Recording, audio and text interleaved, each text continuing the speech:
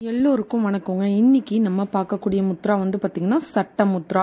இந்த முத்ராஸ் வந்து எப்படி பண்ணணும் அப்படின்னு கேட்டிங்கன்னா, உங்களோட வலது கையில வந்து பாத்தீங்க அப்படின்னா உங்களோட சுண்டு விரலையும் நடு விரலையும் ஒன்றோடு ஒன்று இணைத்துக்கணும்.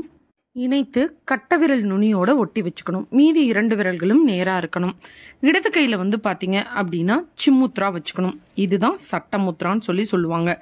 இந்த முத்ராஸ் வந்து ஒரு விரிப்பின் மேல அமர்ந்துதான் பண்ணணும். காலையும் மாலையும் ஒரு 10 நிமிடம் பண்ணலாம். அதிகப்படியான நோய் இருந்ததுன்னா டாக்டர் கன்சல்ட்டோட பண்ணுங்க. இந்த முத்ராஸ் பண்றதுனால உங்களுக்கு முதுகு எலும்புல இருக்கிற எல்லா பிரச்சனைகளையும் படிப்படியா குறைய ஆரம்பிச்சிடும். பேக் பெயின் வந்து வராது, அது குறைய ஆரம்பிச்சிடும். நல்லா தூக்கம் வரும். ஸ்பைனல் கார்டு பிரச்சனை இருந்தாலும் குறைய ஆரம்பிச்சிடும். அடுத்தது சிவரிங் ப்ராப்ளம் வந்து குறைய ஆரம்பிச்சிடும்.